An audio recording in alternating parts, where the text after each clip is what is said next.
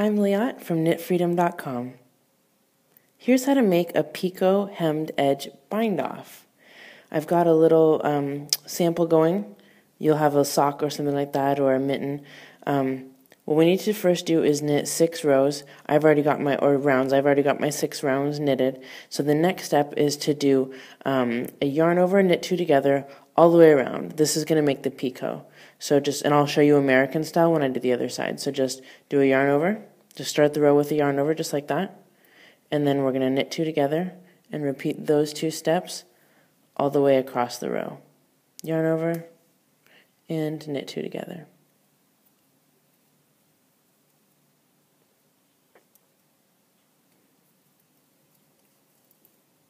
Yarn over, knit 2 together. Like this.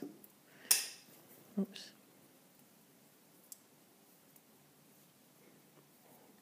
And we can do American style.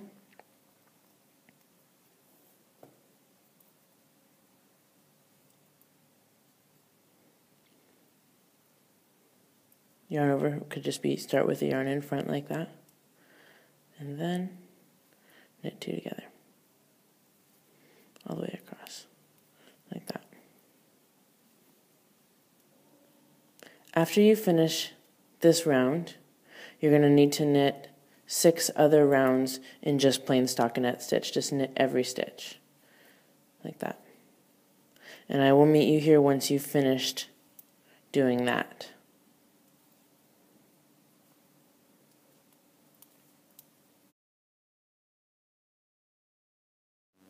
So I've knitted 6 more rounds, and how can you tell? Well, we can just count looking at the yarn overs. Like start with the yarn over, so the next stitch above it is 1, it's right, like here's the yarn over, right there, there's the empty hole, so the next stitch that we knitted is this one, 1, 2, 3, 4, 5, 6, the one on the needle always counts. So that's what the Picot looks like, and the reason that we do 6 rounds is basically just to make sure that the Picot edge lays like really nice and flat, that there's plenty, so that the bind off actually is way down here. It's going to look like that. Cute! If you make it too short, like I did for the sock pattern, you can see in the sock pictures, it'll like kind of fluff out a little bit like that, so it needs to be nice and long. Okay. So this is going to be tricky. I suggest if you haven't done the Picot hemmed cast on, like the Picot hemmed edge, or the yarn over bind off, that I suggest that you review those 2 videos first. This is an advanced combination of those 2 techniques. And I'm just going to show you on magic loop, and I'm going to show you continental style, because that's going to be easiest for me to make it clear. Okay, so the first step is to fold our knitting and go down and get a purl bump down here. That is way, way down below. So what we're going to do is, when I say fold it, I mean just fold it right here at the picots. It wants to fold. And I know it's going to be a little bit awkward, but there we go. Just fold it just like that. And we need to go down and get the purl bump that is exactly 6 rows below the picot. And it's going to fold perfectly. So whatever is like right there, let's say like this one. Is that good? Or should we can go down the exact column. Like here's the column, so these are the purl bumps, this one, here it is right here, here's the column that we're looking for. These bumps right here, these bumps right here. So this is the column right here, and when we, this is the column right there, and when we fold it, let's see where it gets close to. This is important, if we pick the right purl bump right away, at the beginning, then we'll be good to go after that. So I think that it is this one right. Should we put this one right here a little bit further? Yeah, maybe this one right here. There we go. Okay, so we're going to get this. There's the purl bump right there. Get it and put it on the needle like this. All right, get your yarn ready. It's going to be so much easier after this first step. Okay, what we're going to do is do the stretchy bind off with this hemmed edge. Okay, so yarn over and knit 2 together. Okay, now we're going to pass this stitch over.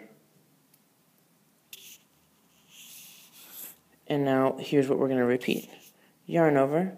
We need to go get the next bump over, which should be pretty easy. It's going to be right next to the last one that we picked up. So if this is the last one, I know you guys are like, what? But here, if this is the last one, we have to see if we're using, which bump we're using. Here's the edge. There's the one I pulled on. Here's the one that's next to it, right in line. That's the one next to it. Here's the one that I've already worked. So here it is right here. Like that. So get bump, put it on there. Did I say yarn over? It fell off. So keep that yarn over on there. Right, yarn over, get bump, knit two together. And then we're going to pass the stitch over and then pass the next stitch over. That's going to keep this stretchy at the same time that we bind off. All right, and then we just repeat. Yarn over and go down and grab the bump. Now you can see it's right next to it. Like there's the one we used, there's the one next to it. Not this one right here. It's like in the same line right there. That one. Okay. Knit two together, pass stitch over, pass stitch over.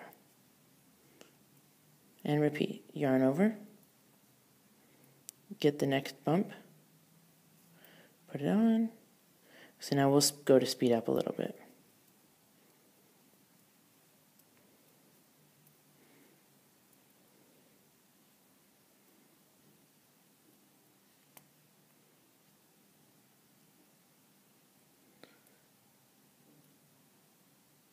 Is that the one right there?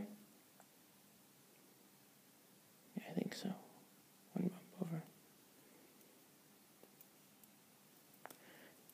So it's actually only like 4 moves, right? That you repeat over and over, and you can see that the edge is starting to form, and it's beautiful. This is going to be on the inside. This is the outside, and see, you can't even tell that like I'm grabbing those bumps and using them to bind that edge down. You can't even tell. All right, so turning the corner is going to be a little bit tricky since we're working in the round. So I'm going to pick this bump right there, right? It's right next to that one. And oops, keep that yarn over on there. This is really not as hard as it looks. Like, I encourage you that even if you're watching this and you're like, yeah, right, like there's no way I'll know which bump to pick. First of all, what I recommend is that you watch the regular the Picot cast on video, because it is easier, right? Like, we're binding off at the same time. So go watch that video and just try it. Like, you'll be like, oh, it actually is right there. Like, it's a little hard at first to see where the bump is, but just go from the one that you already pulled on right over is the next one, like that. And just try it, and your fingers will sort of get the hang of it. Make sure to keep that yarn over on there.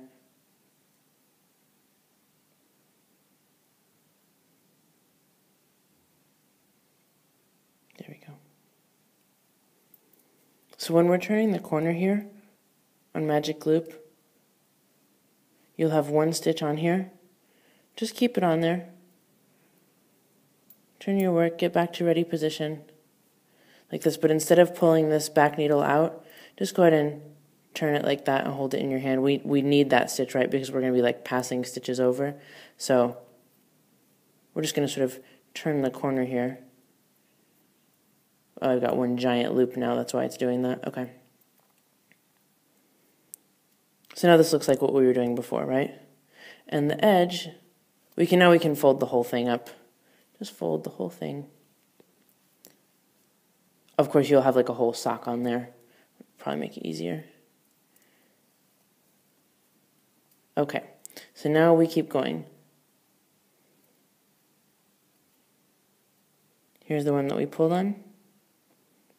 Here's the next one in line. Grab it, put it on. It seems like I'm doing this sort of out of order of the instructions, because I keep saying yarn over. I'll probably change the instructions down there. Grab it, put it on, and then add the yarn over. It's probably easier. Just make sure there's a yarn over on your needle before you do the knit two together, that's all, right? There's our yarn over. Okay. Well, by the time you see this, the instructions won't be out of order because I will change them.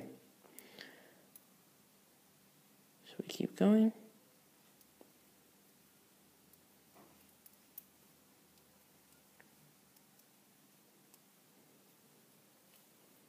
Let's see how fast we can do the rest of these.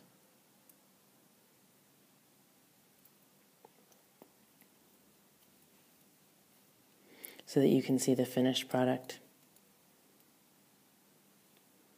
I'm not going to pull one of those like, and then you put the turkey in the oven, cook for 5 hours, and then voila, here's another one that my assistant made. I'm not going to do that. You actually get to see me doing the whole thing.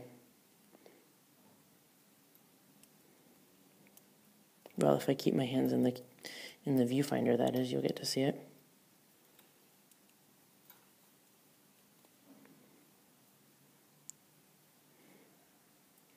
I'll just show you that again, sorry.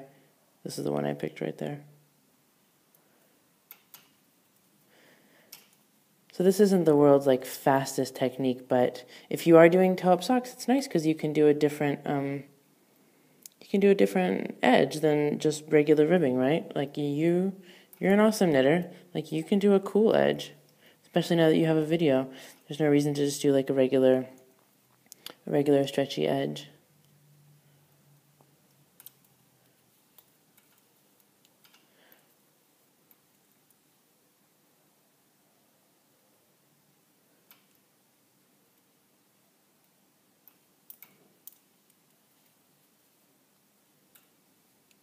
Okay, once you get to one loop left, you're just going to cut your yarn and pass it through, just like you normally do. Like you're going to cut it here and pass it through. I'm not going to cut it because I'm going to use it again.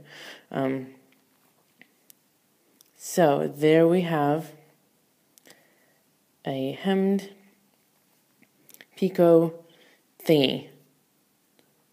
Let's get a nice good look at that. Awesome, right? Like who knew all the cool stuff that you could make? So just take your time. Oh, so this is actually the inside edge. Your sock or whatever is going to look like, let's see, like that, right? That's just my cast on edge. Like you won't even be able to see. These are the row of stitches I made when I was binding off. Obviously I made my swatch just big enough to do this video. So this is what it's going to look on the inside, right? There's the stretchy bind off.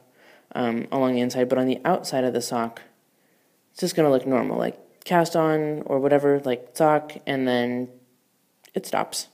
And it's nice and stretchy, like it's the same stretchiness as your knitting, so you'll still be able to get your foot in or whatever. So there you have it. Try it. I know you can do it. And if you want to watch other amazingly clear knitting videos like this, go to KNITFreedom.com. You can click the link in the description below this video. Go to KNITFreedom.com and sign up for the newsletter. I send you tips and tricks that you have never seen before and that are going to make you an awesome knitter, all nice and clear and real, just like this. So click the link below. I'll see you over on Knit Freedom.